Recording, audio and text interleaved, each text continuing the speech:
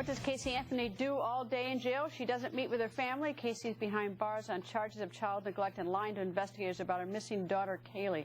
Earlier today, Casey's brother Lee canceled the scheduled jail visit. Casey's lawyer tells us that Casey does not want to meet her family members because their conversations are recorded and released to the public, and Casey's afraid whoever has little Kaylee will harm her. But our sheriff's investigators slowly building a case against the jailed mother. Let's ask the panel. Joining us live are criminal defense attorneys Michael Cardoza, Ted Williams, and Bernie Grimm. And I guess, Ted, we should point out to the viewers that the difference with the lawyer visiting Kaylee is that the attorney-client conversations are not recorded. So that's why the lawyer is visiting and the family is not. Right, they can't. All right, Bernie, any chance in your mind Kaylee's telling the truth, that someone is holding her child and likely to harm that child? No, absolutely not, unequivocally. I mean, the police, the FBI, somebody would act on it or would have acted on it by now. She's trying to suspend everybody's animation right now. It's just very sad. She's probably very sick. I think Ted agrees with me on that one.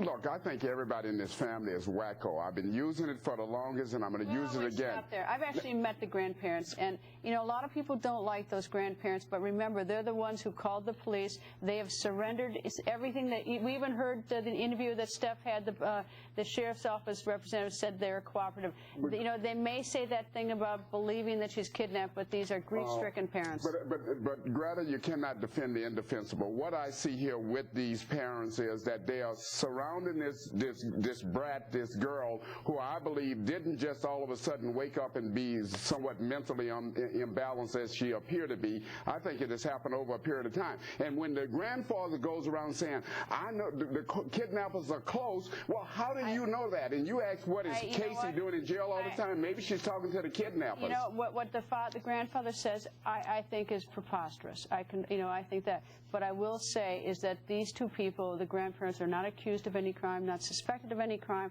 They have only been said to cooperate, and I would cut them some slack because they are under enormous pressure. I'm glad you are. I'm not.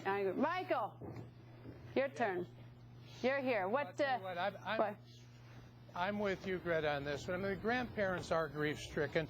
They're in a horrible situation. They want their granddaughter back, and yet they feel obliged to protect their daughter. What parent wouldn't do that? You know, what would be interesting would be to look at the mother before, to see what her mental well-being or psyche was before.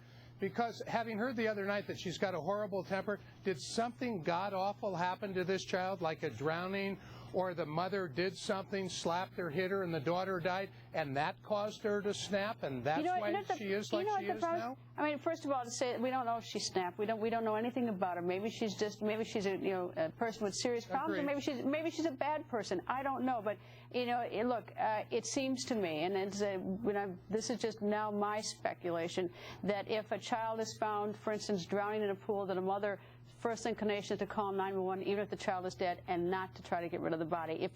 So hypothetically, I think that if she does, if this were an accident and she knew about it, that she responds in a way that I find most peculiar. You know, Go ahead, Michael. I'm sorry.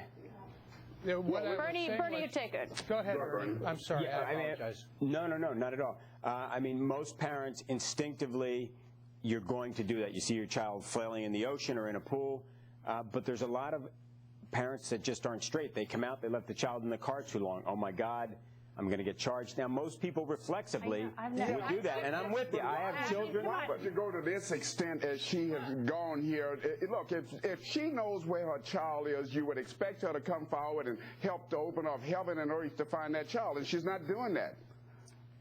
You know what's going to be interesting in this case is the evidence in the trunk of the car. You know, they talk about bodily fluids.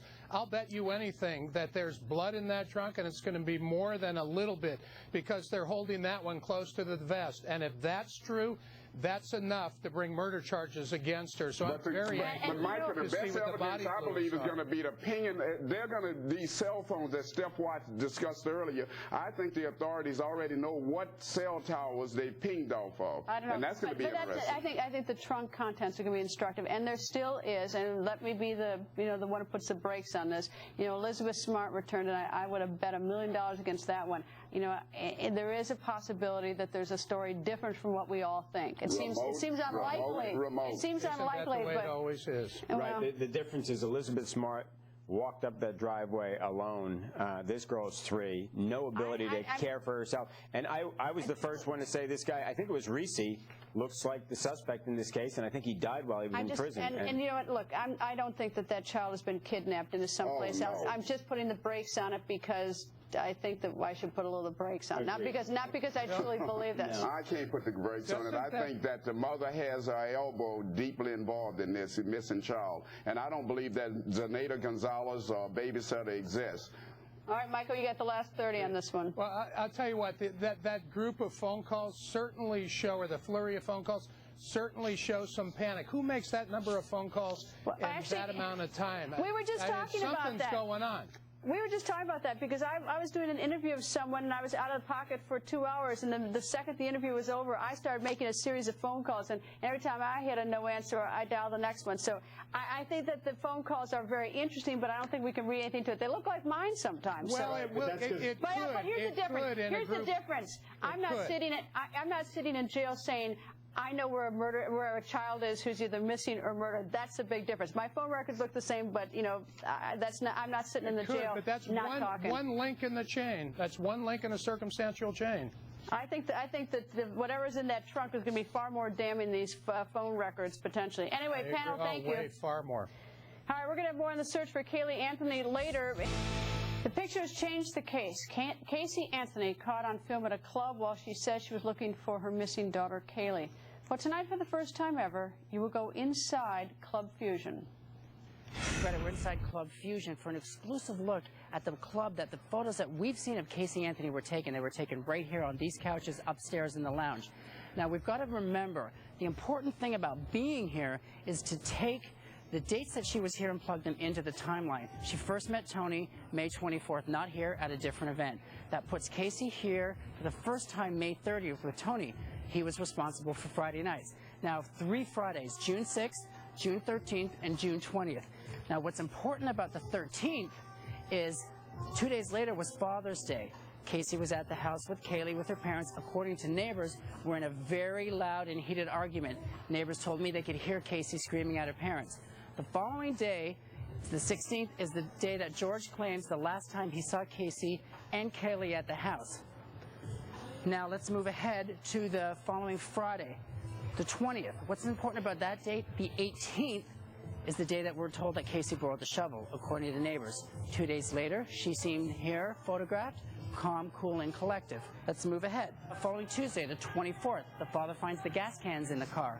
Friday, the 27th, Casey drops off the car at the check cashing place. She claims it broke down, ran out of gas. Tony picks her up. Casey and Tony are here again Friday the 27th. Now, we don't have photos from that evening because the guys that were taking the photos are no longer employed by the club, but we have confirmation from friends that she was here the 27th. Now, one of the ramifications for Club Fusion of this story, Greta, is that business is down immensely. From the media attention, it's been very negative for the club, and he's lost a lot of business. As you see, a night like tonight, he's usually really busy. There's very few people here. Now, the Friday night, when that we've seen the photos taken from, there's usually 300-400 people at that night. Now it's down to about 80 people. So one of the unfortunate sides of this story is that Casey had no affiliation with this club. She never worked here. As she claims she did, was yet another one of her lies. Tony worked here. Tony was her boyfriend. Tony was the promoter for this club. However, the club, because of the media attention, is suffering.